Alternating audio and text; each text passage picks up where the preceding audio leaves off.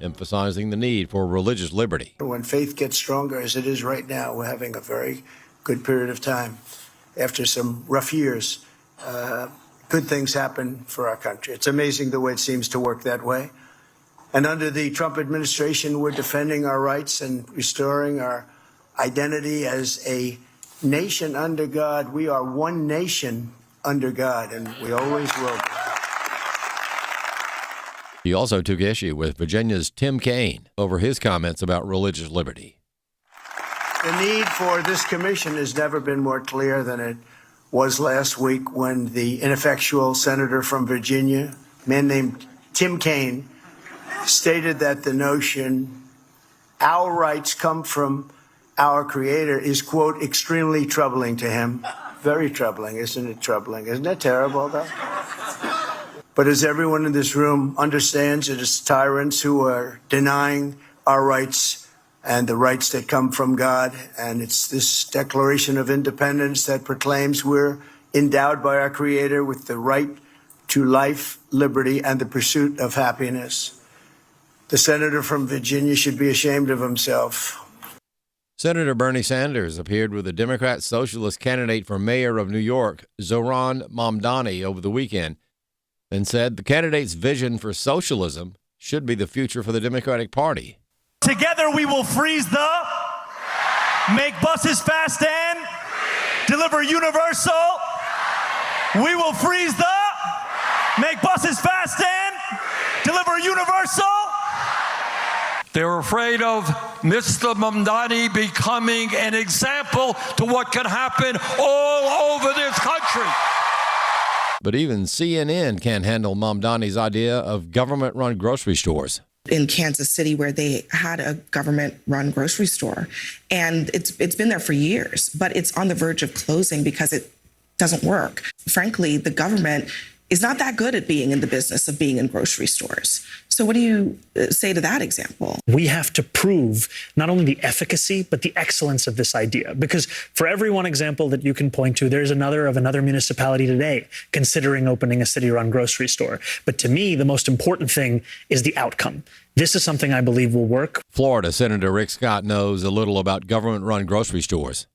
I grew up in Kansas City where this store closed, and I grew up in the grocery business. I worked there. My friends own grocery stores. They told me about this. It never worked.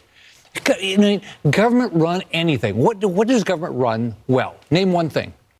An immigration attorney believes an appeals court decision keeping dangerous illegal alien gang members from being deported will eventually be overturned. By a 2-1 vote, a 3-judge panel from the Fifth Circuit Court of Appeals ruled that President Trump cannot use the 1798 Alien Enemies Act to deport dangerous Venezuelan gang members back to their homeland. The appeals panel upheld a ruling from a lower court judge that the statute was not intended to be used against gangs like Tren de Aragua, the Venezuelan group Trump targeted in his March invocation. The decision bars deportations from Texas, Louisiana, and Mississippi. Art Arthur is a resident fellow in law and policy at the Center for Immigration Studies. I think that this is one of those cases that the U.S. government is going to either seek Supreme Court review on or will ask the full Fifth Circuit to weigh in on this.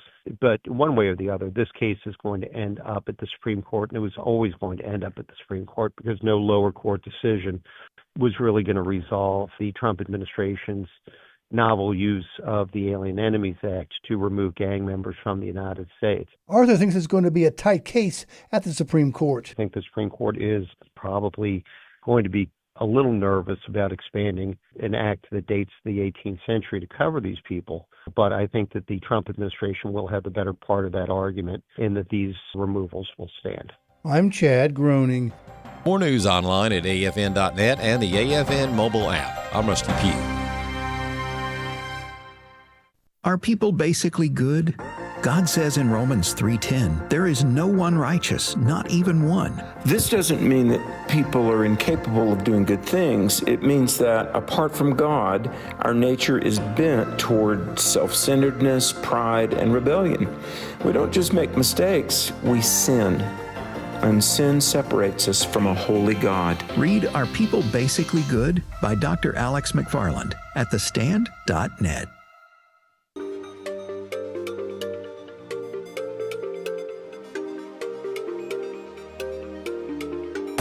we inform. Religious freedom is about people of faith being able to live out their faith, live out their convictions, no matter where they are. We equip.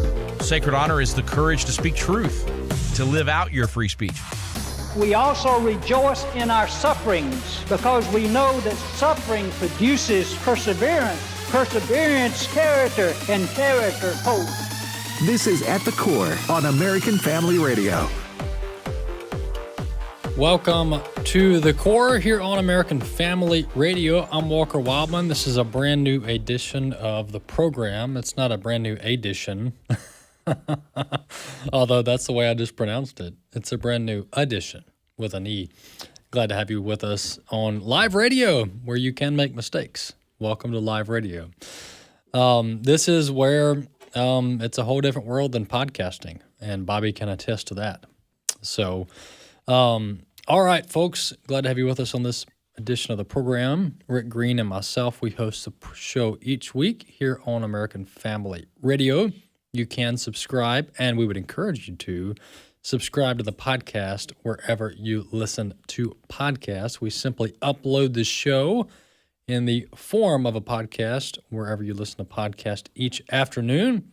Click the subscribe button, and you'll get the show queued up in your library each and every afternoon during the week. Proverbs chapter 25 is where we are this week. Very lengthy proverb, by the way. Proverbs chapter 25 is where we are this week. Here's a little bit of counterintuitive, or counterflesh, rather, wisdom from the scripture. Verse 21 and 22. If your enemy is hungry, give him food to eat. If he is thirsty, give him water to drink. For you will heap burning coals on his head, and the Lord will reward you. Verse 21 and 22 of Proverbs 25, if your enemy is hungry, give him food to eat. If he is thirsty, give him water to drink. For you will heap burning coals on his head, and the Lord will reward you. Well, this is how, this is what the Holy Spirit and the Holy Scripture do to you when you heed the word of the Lord, is it goes against the flesh and the ways of the world. And the ways of the world are revenge, vengeance, retribution, and getting a pound of flesh, so to speak. That's the ways of the world. And you don't have to look far to see that, where, and we'll talk about this with a study, the selfishness and the self-centeredness, all of that, the narcissism, these are very much worldly, fleshly, sin-driven mentalities and ways of operating. But when you look at the scripture, it's a continual rejection of the flesh. It's a continual rejection of the sin nature. And this is the miracle that each and every believer experiences, and this is what I want to emphasize, and then we'll move on, is that every single salvation, every single receiving of the Holy Spirit for salvation, every single belief is a miracle. Every single turning away of the flesh in and of itself is a miracle. Every salvation story is a miracle. Because only God can turn our hearts from a heart of stone to a heart of flesh. That is not a power that man has. Only God can do that. And this is what Scripture is teaching us. Only godliness can teach that if your enemy is hungry, give him food to eat. If he is thirsty, give him water to drink. And the end result is, it says that the Lord will reward you. That's Proverbs chapter 25, verses 21 and 22. Couple housekeeping items. Hey, we are taking listeners' testimonies, listener stories. We're heading into Share-a-thon. We're just about 4 weeks out from Share-a-thon. We do this twice a year where we ask our listeners to call in, go online, and financially support our work. Here's the number to call in if AFR has positively impacted your life, if God has used AFR in your life, then we want to hear from you. You can call in. Keep the voicemail down to about a minute or two. That would be great. It would help our team tremendously. But here's the number to call in to share your listener testimony, 877-876-8893, 877-876-8893. We're taking these all the way up until the 12th of this month of September. So for the next several days, call in, share your listener testimony, and Lord willing, it will air during Share-a-thon. You'll maybe hear your testimony on American Family Radio in October during our 3-day fall Share-a-thon. All right, I want to talk about this report. Let's see if I have it. I'll have to pull it up. It was this report out of NBC, and I actually emailed it to myself, thankfully. Otherwise, I wouldn't be able to find it on such short notice. But this story was a poll that NBC did looking at Gen Z. Okay, here we go. This is an NBC News Decision Desk poll. And if you want to have a crystal ball into what has happened to our country, this is it. This is the closest thing you're going to have to a crystal ball, honing in on what happened to our country. Why did our country get to this place where abortion is rampant? People aren't having children. They're not even marrying. Priorities completely upside down. Listen to this. This is once again Gen Z, which is roughly 18 to 29-year-olds. Generation right after me. I think I barely made it in the millennial category. But this is a NBC poll asking Gen Z adults, 18 to 29 years old, what their priorities are. What do you consider important to a successful life? That was the question. All right. So let's just look at this. And it is broken down by how they vote and things like that, which is helpful. This is, what do you consider important and your definition of success in life? What do you prioritize? All right. So men who voted for Trump, here's how they polled on these questions. 34% said having children is a top priority. That was the winning category for men who voted for Trump. Once again, in this Gen Z category, so men 18 to 29. 34% of them said, of them, 34% said having children was the number one priority.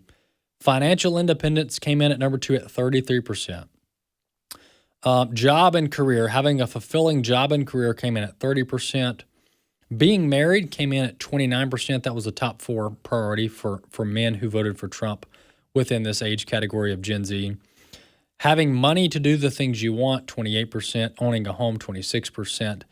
Being grounded spiritually, wow, that was on down at like number 6 or 7 at 24%.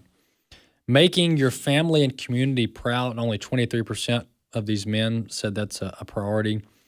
And there were some other things there, but just for the sake of time, we're not going to read them all off. Listen to this. Now we're going to flip over. So that what you just heard, though, those results, those were men who voted for President Trump. That's one of the ways that NBC broke this poll down. We're basically getting a snapshot into Worldview and Worldview priorities here. Women who voted for Kamala Harris, listen to this. Number one priority for women, Gen Z women who voted for Kamala Harris. The number one priority is a fulfilling job and career.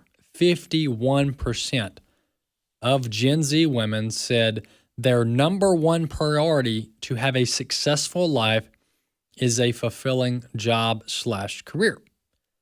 Priority number 2, having money to do the things you want. 46% agreed with that. Having emotional stability, 39% agreed with that. Using talents and resources to help others, 37%. Financial independence, 32%. Having no debt, 21%. Owning a home, 20%. All right, listen to what came in at only 19%, which is number 8 down the line. Making family, community proud. That's not even saying I want to have children and I want to get married. That's just saying making your family, your loved ones, and community proud. Being grounded spiritually only had 11% affirmation from Gen Z women who voted for Kamala Harris. Able to retire early, 6%. Listen to the bottom two priorities for Gen Z women who voted for Kamala Harris. Being married, 6% saw that as a priority. Having children, only 6% saw that as a priority.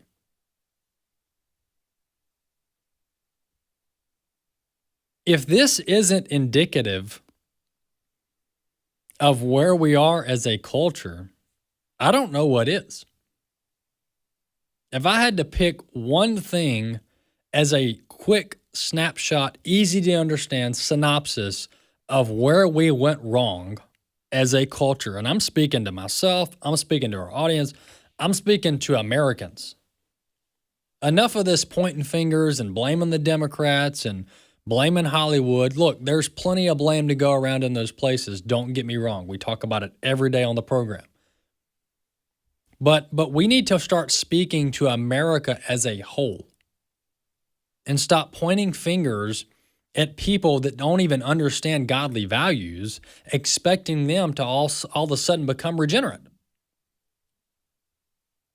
And when you look at the statistics, folks, believers, we got problems too. And obviously, spiritually, biblically, we're all born into sin, so we're all sinners. But I'm just talking within the church. The stats aren't great either. Okay, so let's start doing some self-reflection here. But where we went wrong as a people in America is we started prioritizing the things that we really shouldn't, and we started deprioritizing, belittling and dismissing the things that we should be prioritizing. And when you have these core, basic, fundamental priorities in life, such as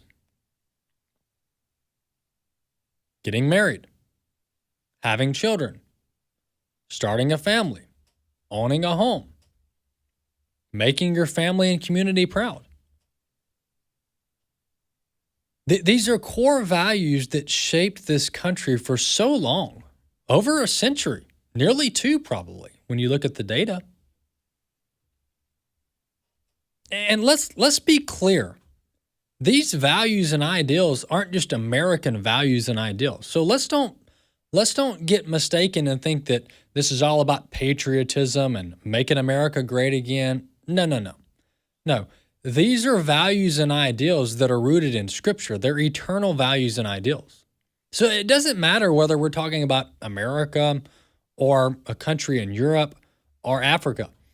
Either way it goes, the values of getting married, having children, wanting to make your family proud, these are biblical truths. These are biblical values that are taught in Scripture. And over the years in America, we've gotten so comfortable and so lazy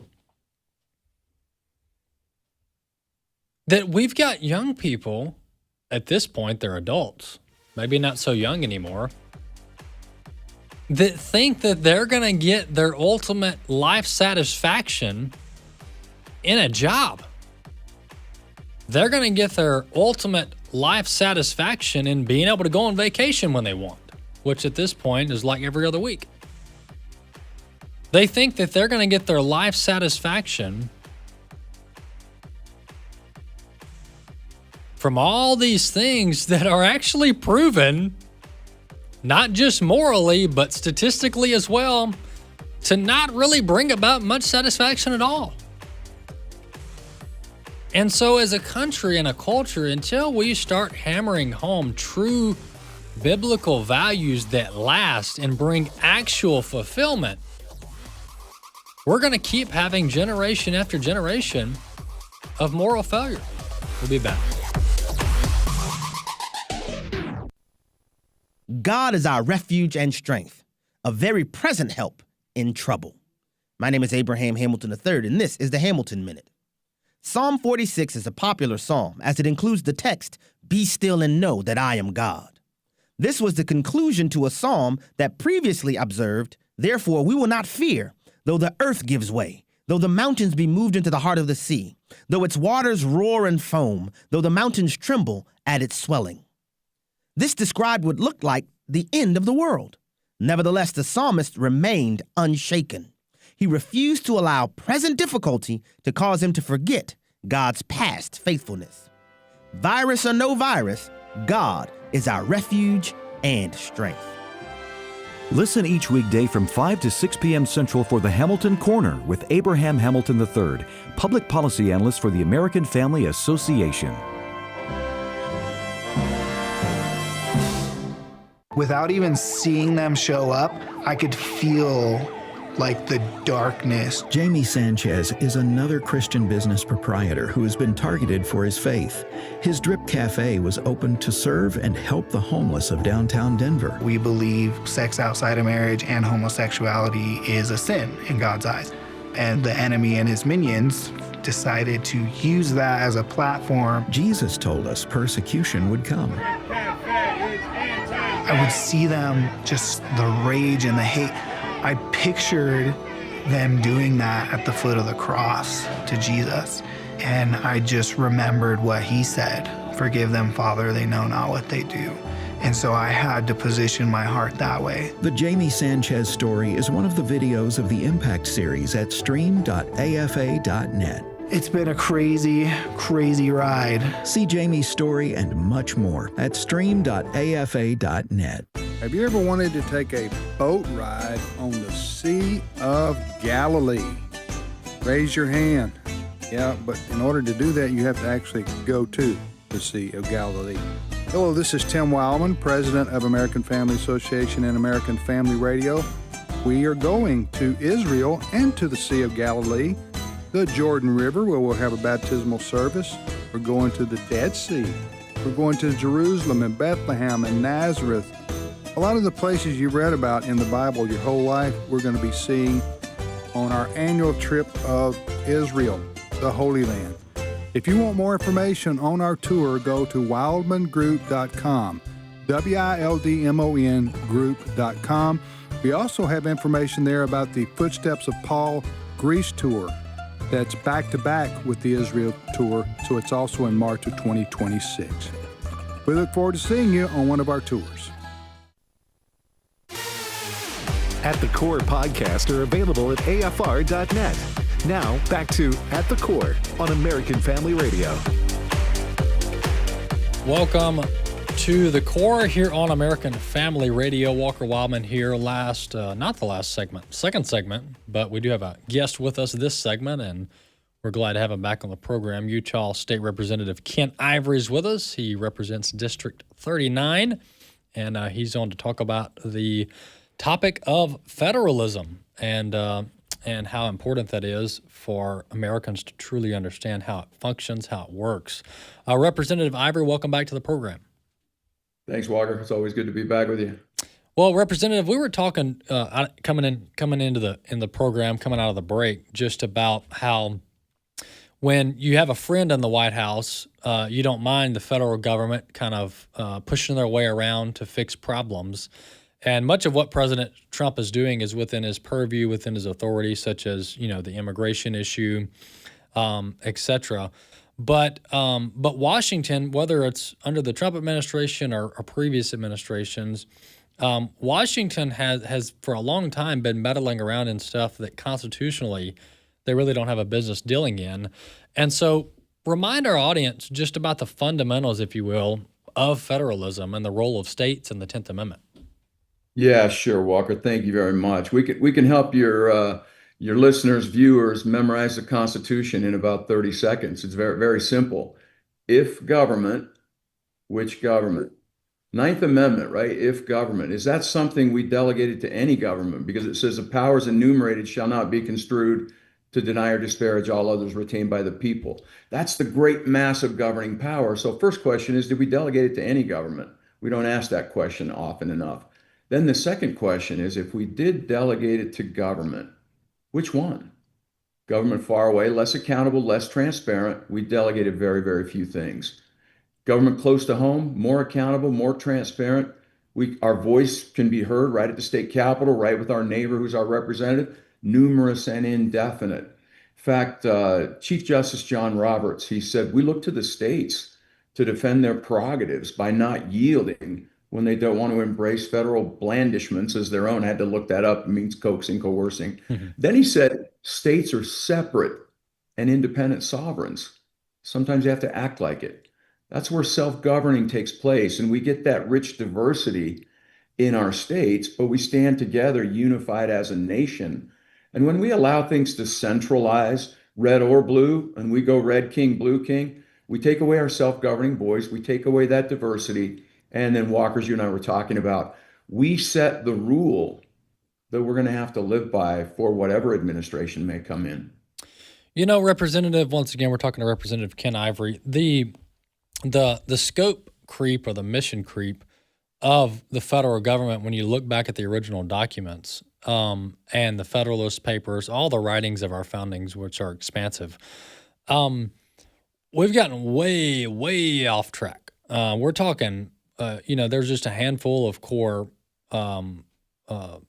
prerogatives, if you will, of the federal government, military being one of them, a national defense. And then now, we're trying to run the welfare programs.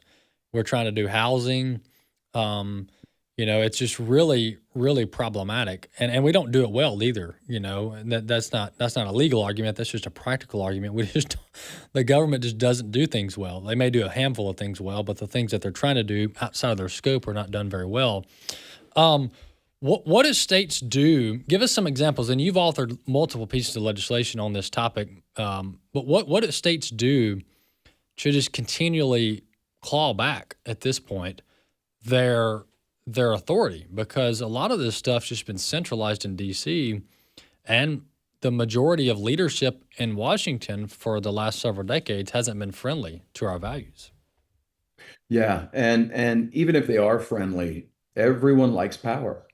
Everyone wants to hold the pen. Everyone wants to be the one that solves the problems, but that wasn't our Constitution. In fact, our Constitution, the more likely outcome was that they did nothing, that they were stalemated, that it was checked. And so what states do to claw back, Walker? Yeah, I've passed a number of bills on this. We created the Federalism Commission in Utah that I chair.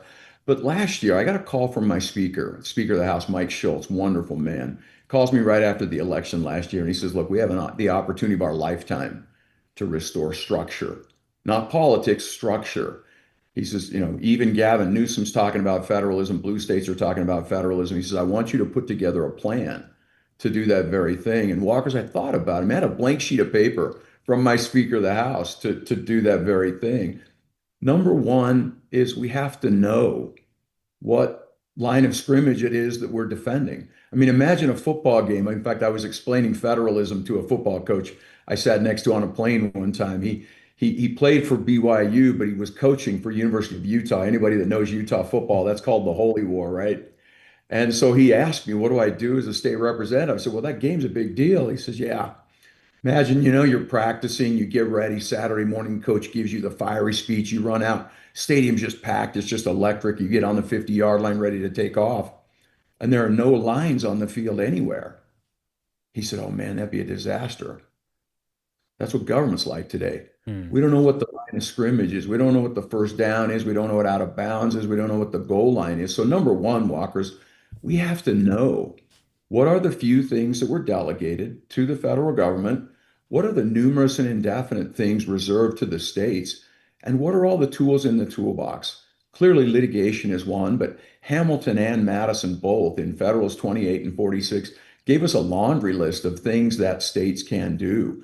Legislation, litigation, lobbying, working together, Article 5, not yielding, which is what Chief Justice John Roberts said. But clearly that coordination. And so what we're doing here, just in a couple of weeks, we're hosting the first summit of states.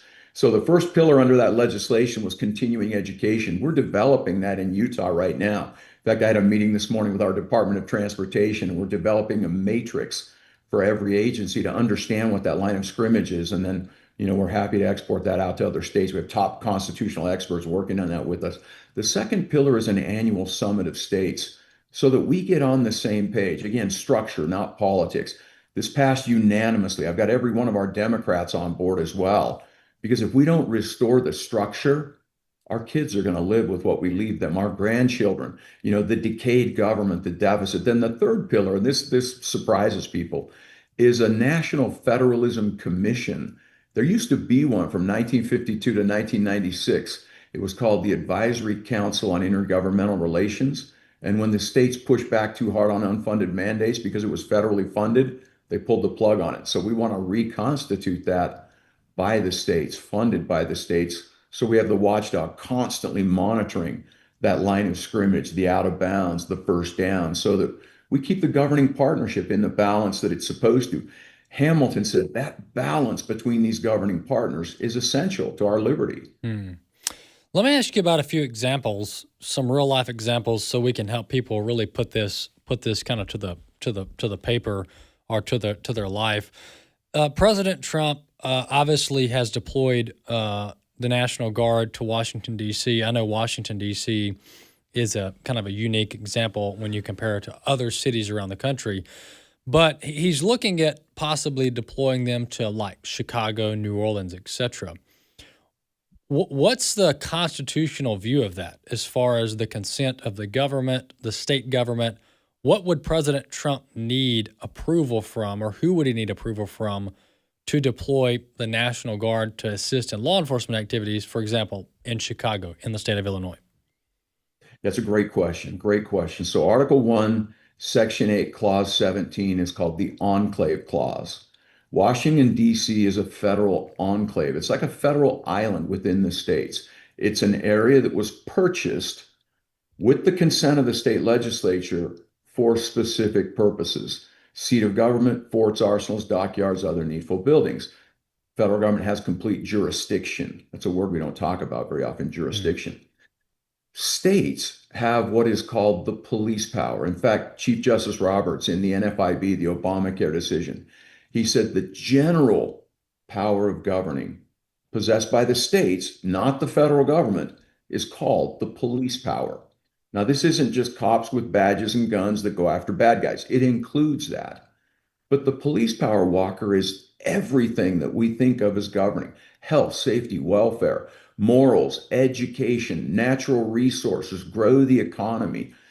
All of that is within what is called the police power. In the military, they call policing the area, right? That police power is the fundamental governing power of the states, not the federal government. And so for the federal government to go into Chicago, to Illinois, to wherever, would require constitutionally consent of that state legislature and of the political subdivision, the city of Chicago, within that state. And, where we may all recognize that Chicago has a problem and crime is out of control, and no one wants to see the unnecessary loss of life. But that's what elections are about. If they're not protecting their people and they're not requesting the help that is available to them, yeah, I think that's probably grounds for a lawsuit, government malpractice. It's what we're seeing. But if we allow this to happen, then what's going to happen when we have some other president that maybe has different views than we may have, and they decide that religion is a problem, that people owning guns is a problem, and the president needs to just come in with the National Guard and take care of that problem? Will we think that's a great idea then if we don't honor the limits, the divisions, the balance of governing power now? Yeah. Another example, or something that I was concerned about under Biden, was the deployment of FBI surrounding these January 6 cases, and even the raid at Mar-a-Lago. I was asking myself, like, can the governor not just tell the FBI to take a hike? I mean, Can the FBI just mosey around in any state and conduct any investigation and do any raid? And so that was a concern, and that was happening under Biden. And so I could just see this if President Trump were to deploy the military into Chicago without the governor's approval or even the local city officials' approval. Number one, I'm just not sure how that's going to work practically when you have local law enforcement not working in conjunction with the feds. I just don't think that would practically work. But Biden was sending the FBI around just knocking down people's doors. And I had issues with that. And so I think we've got to be careful here not to be okay with it when it's Trump and then not be okay with it when it's Biden. I think we've got to be careful with it just because of what the Constitution says. Another question I wanted to ask you about, and then before we let you go, we got about 4 minutes left. I want you to talk about this course you guys are doing in Utah with AFP, Americans for Prosperity. But 2 minutes.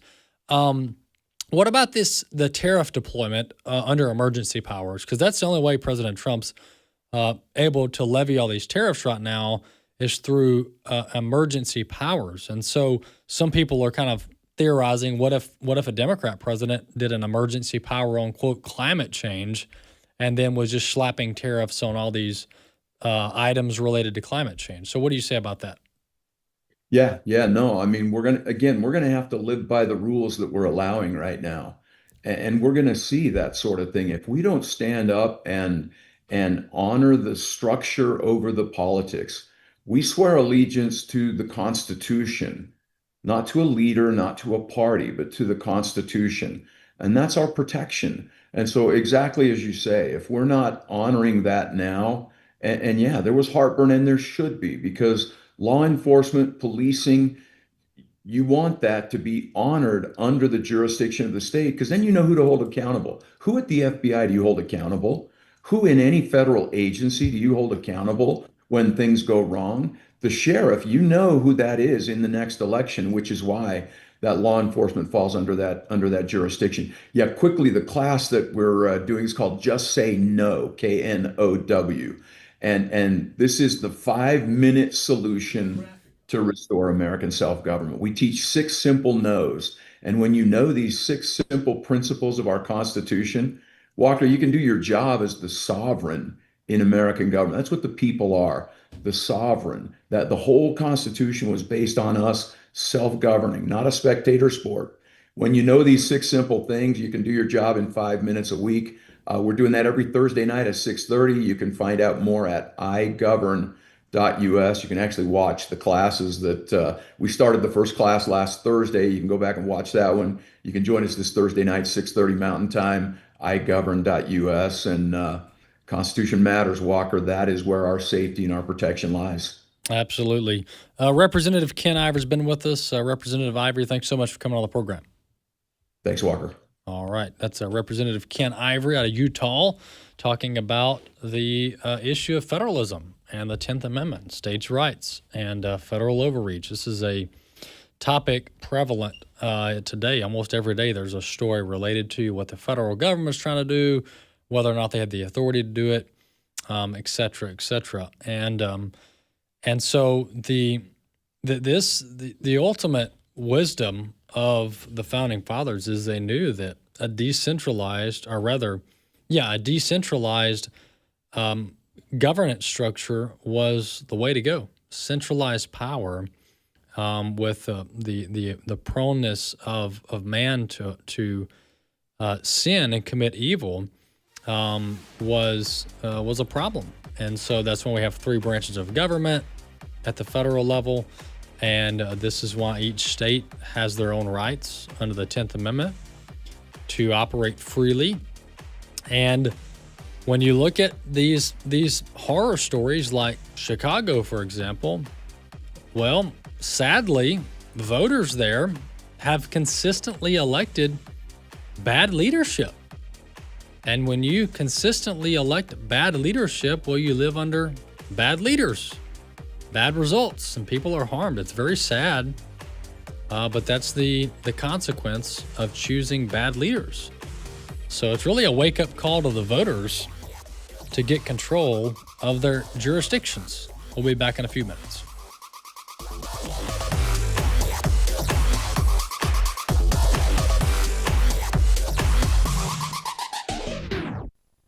AFA Action takes attacks on the family seriously. The enemies of the family constantly employ new tactics to try to sneak past our radar. They know if we stand together, their evil plans will fail. Your gift to AFA Action allows us to stay vigilant against their onslaught. And if you give this month, you'll receive access to the Cultural Institute video When Your Faith is Illegal by Frank Harbor on AFA Stream as our thanks. You can make your gift today at afaaction.net. In a time where the essence of marriage and the family unit is being reshaped and challenged, comes an event that aims to integrate biblical truth into a discipleship model, forging stronger bonds within your family through a coherent, reasoned defense of your faith. For more information and to reserve your spot, visit us at ses.edu/national-conference. The Steadfast National Conference on Christian Apologetics and Evangelism, where faith meets reason, culture, and community. Wherever the gospel goes, lives are changed. Lives like Sonia's. When Sonia came to a Tomorrow Club, she had little reason to hope for a better future. As Armenian refugees living in a remote community in the Republic of Georgia, life was desperately hard for Sonia and her family. The recent death of her baby brother had made things even worse, and her mother had fallen into a deep depression. At the club, Sonia heard the gospel and her faith began to grow as she attended weekly club meetings. Soon, a small church grew out of the Tomorrow Club, and Sonia prayed her mother would come to the church. Sonia's prayers were answered. Her mother came, surrendered her life to Christ, recovered from her depression, was baptized, and now leads the Tomorrow Club where her daughter found Christ. Partnering with local churches, Tomorrow Clubs help kids and teens in forsaken places learn to follow Jesus through long-term discipleship. To learn more about how Tomorrow Clubs are reaching young hearts and minds for Christ, visit tomorrowclubs.org. That's tomorrowclubs.org. All gifts are tax deductible. When you hear the letters AFR, there are a lot of things that could come to mind. Automotive Finder's Resource, Alligator Frying Research, or the Association of Flying Rednecks. All great organizations, no doubt, but we hope the first thing that comes to your mind when you hear AFR is American Family Radio, a listener-supported network dedicated to sharing the gospel and promoting godly values. God expects maturity in us. We should not be comfortable living with habitual sins. So that's a news cycle item. Is it the top news story to God? No, because he warned us about all of this. Now, I don't care how nice you think you are. If you're not telling someone the truth, you're not being loving to them. Make no mistake, we're not anglers from Red Bay, but we are AFR, American Family Radio, and we're happy you're listening. This is At the Core on American Family Radio with your host, Walker Wildmon. Welcome back to the program here on American Family Radio. Well, we've got a great lineup of guests today. We were speaking to Utah State Rep Ken Ivory about federalism, and now we have on with us Tennessee State Rep Jody Barrett from District 69, also running for Congress, by the way. Representative Barrett, welcome back to the program. Thank you very much, sir. Good to be with you today. Well, Representative, we've highlighted some of your work in the state legislature there in Tennessee, and some of my colleagues have worked with you on various pieces of legislation. But one of the topics that you've spearheaded and that Tennessee has done a pretty good job at is protecting young children, whether it be through the public school systems or online or other ways. So talk about some of the ways and some of the pieces of legislation that you've worked on aimed at protecting minors. Well, one of the biggest things that we did just in my freshman year in Tennessee is we passed the transgender surgery ban on minor children. And we've now successfully defended that lawsuit in the Supreme Court. So me moving on to Congress, that's something that I think that I would like to see done at a national level. And so I've actually had a conversation in a couple of these interviews where asked, what do you think the first bill you will file might be? And I think that might actually be it, just to file the Tennessee ban at a national level and see if we can't make that the law of the land across the entire country. We've got a litany of stations in Tennessee. One of our first stations actually went on in Jackson back in 91. And so we've got a pretty good sized listening audience there in the state. So a lot of folks, maybe even some voters listening You're running for the 7th Congressional District seat. Give us a little background there as far as how the seat became open and how many folks are running for that seat. Sure. Well, this is the seat that was held by Congressman Mark Green, who was the chairman of Homeland Security. And unfortunately, back in June, he decided to announce that he was going to step away from his public service and go back into the private practice.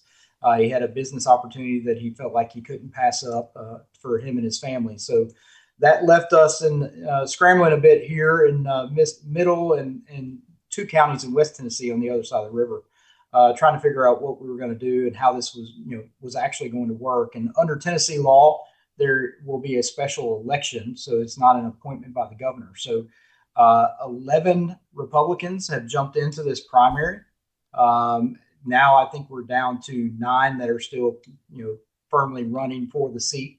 There are 4 Democrats in the race and 5 independents. So, there are a lot of voices for the voters to sift through here in a very short period of time to do that. The special election primary will be held on October 7th, and early voting starts a week from Wednesday.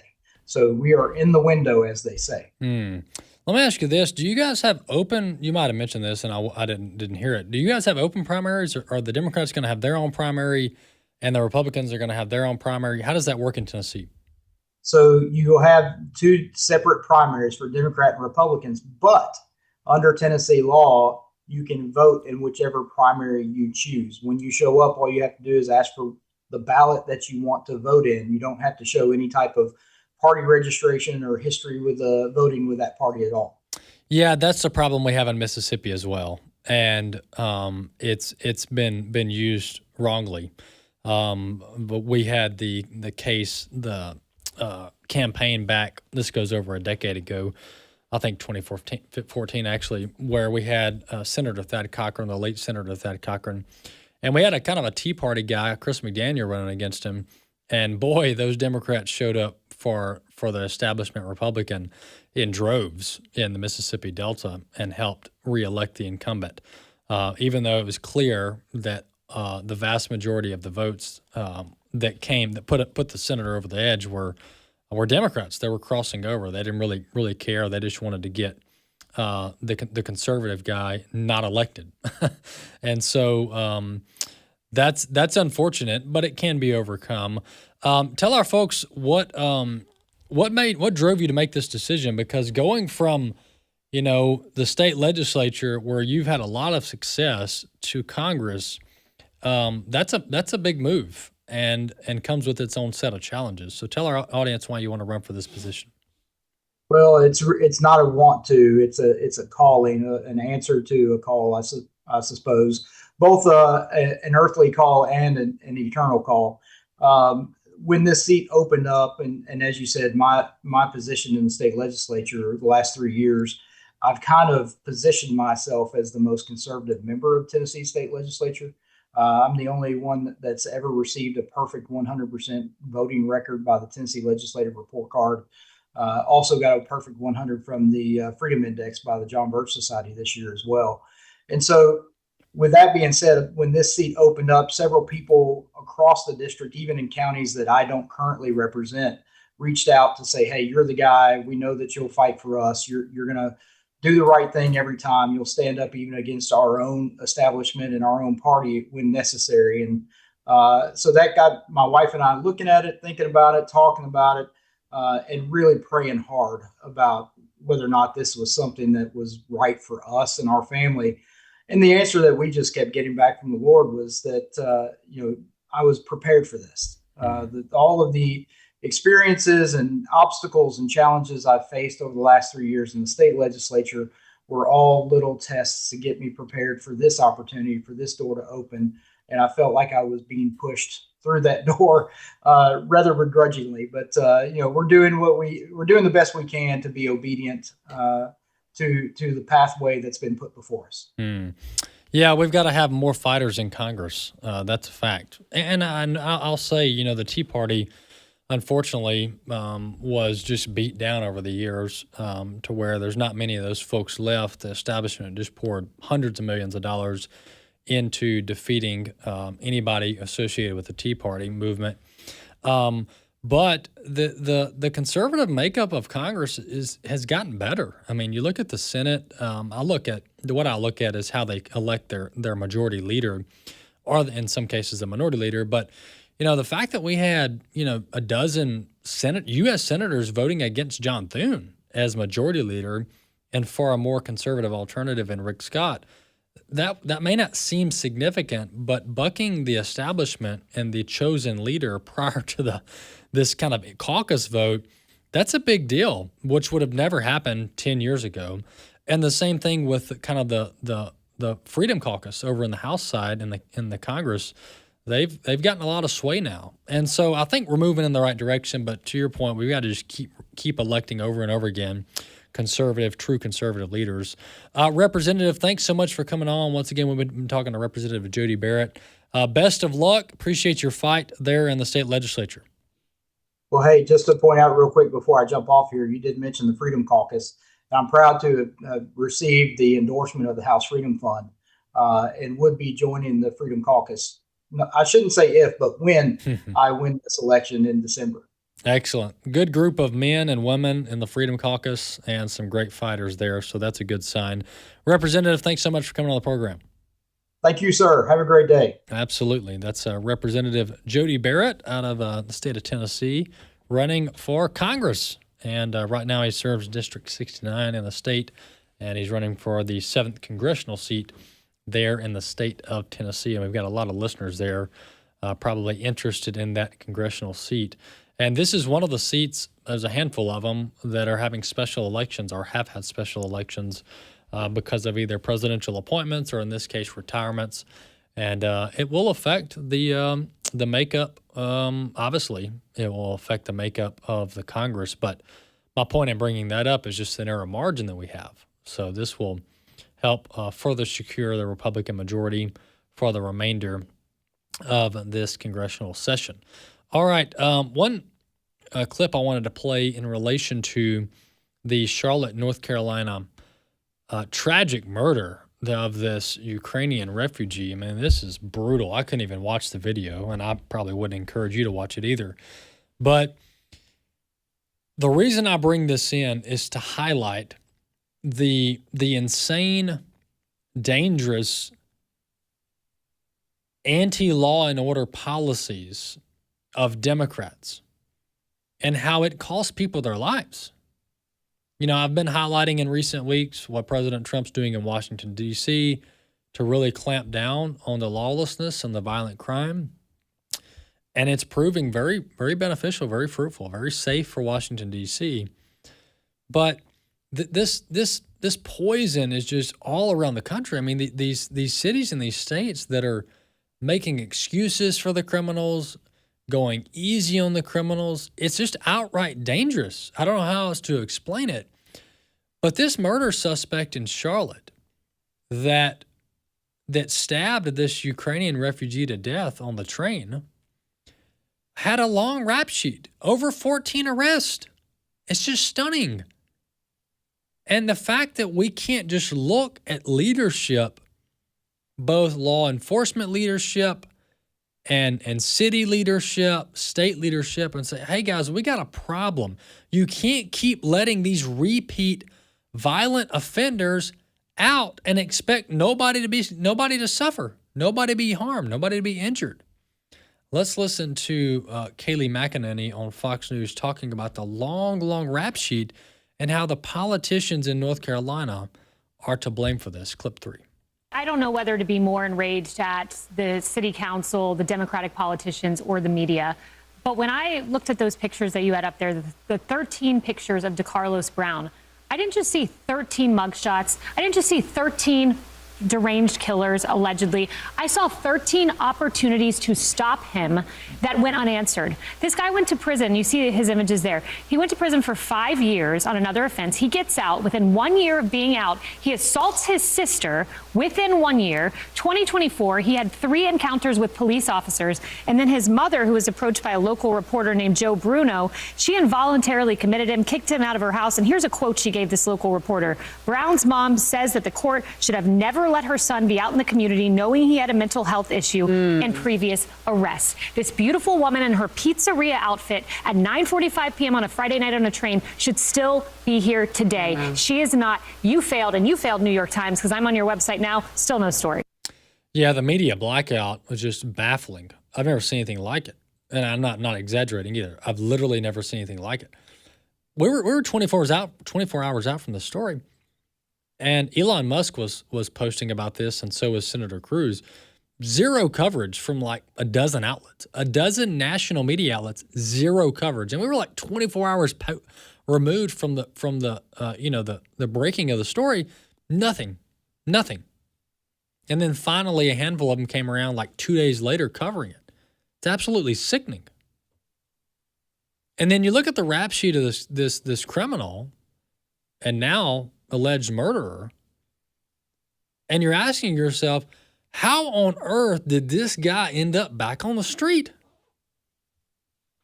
14 prior arrests going back to 2011, 34-year-old male, felony larceny, robbery with a dangerous weapon, communicating threats, assaulting and shoplifting.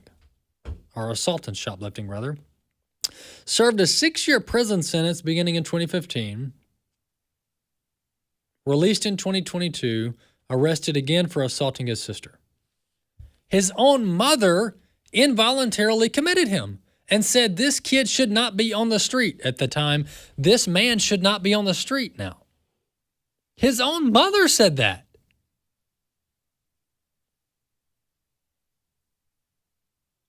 And this whole social justice propaganda, which there might be an ounce of rightness about some of the, you look at maybe some excessive prison sentences, which are few and far between. There might be an ounce of truth in some of these stories of, excessive prison sentences and not giving people a second chance. Okay, let's hear it out. But that's not what this is here. That's not what this is. And it's such a backwards way of thinking to spend all of our time talking about how we've got to go easy on these criminals. We got to give them in this case, a 14th chance. No, we've got to lock them up.